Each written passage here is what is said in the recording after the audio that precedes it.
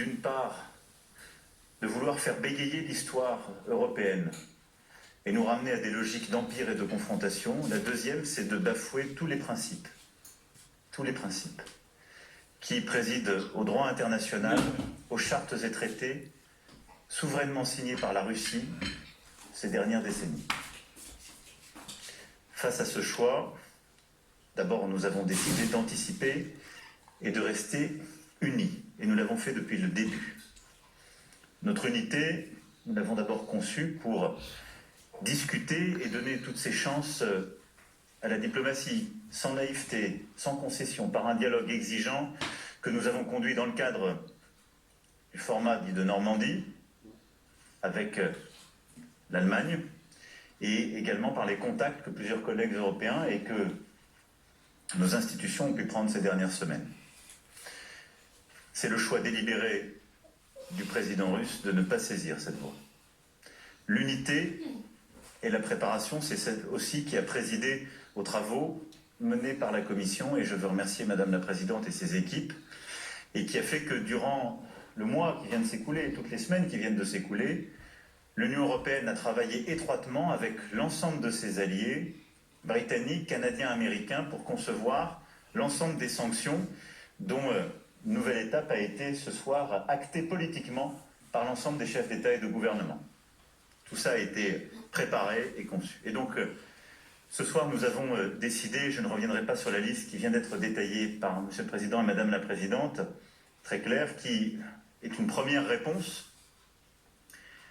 L'Union européenne a décidé donc, ensemble, d'infliger des coups très sévères à Moscou sur à la fois des personnes et des secteurs. Elles seront complétées aussi par des mesures gouvernementales. J'ai ce matin demandé plusieurs travaux, en particulier sur des biens personnels et une série de personnalités en complément de ces mesures.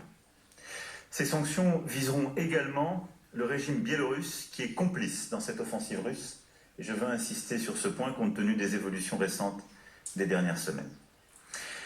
Le deuxième élément que nous avons acté tous ensemble, sur lequel je voulais ici revenir, c'est évidemment le soutien à l'Ukraine. Une aide économique sans précédent à l'Ukraine a été actée avec l'adoption d'un paquet d'aides macro-financières de 1,2 milliard d'euros.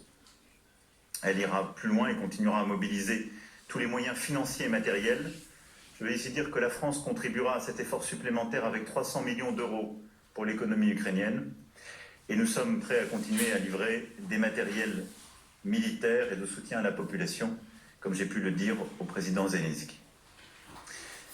Le troisième élément, c'est celui de la protection des Européens et de l'ensemble des nations et des peuples. Protection militaire. J'ai confirmé ce jour, nous avons notifié à l'OTAN, et j'aurai l'occasion de rentrer dans le détail demain lors du sommet OTAN que nous tiendrons.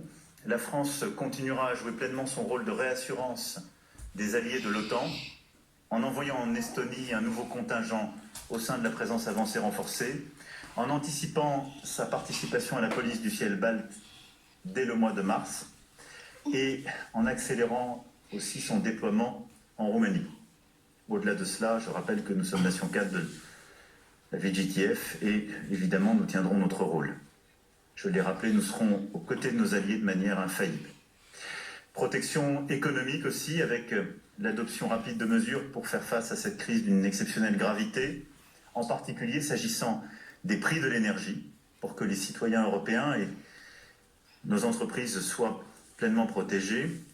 Et puis protection de notre démocratie, de nos opinions publiques, dans le contexte qui vient d'être rappelé, avec des initiatives supplémentaires que nous prendrons en matière de cyber, en matière de lutte contre la désinformation qui est en train d'être propagée sur les réseaux sociaux et par plusieurs relais de propagande russe.